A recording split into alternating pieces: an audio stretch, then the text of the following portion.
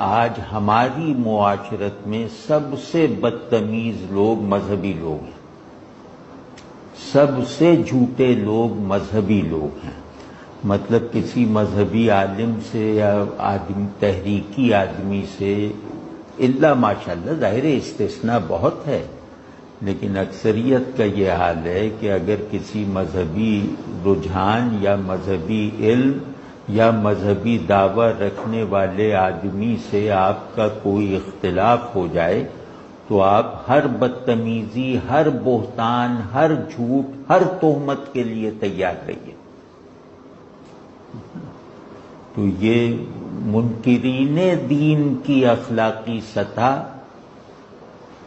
دین کے ٹھیکیدار بن جانے والوں سے بہت بلند ہے معاشرتی معاملات میں۔ مطلب میں کسی سیکولر آدمی سے لڑ جاؤں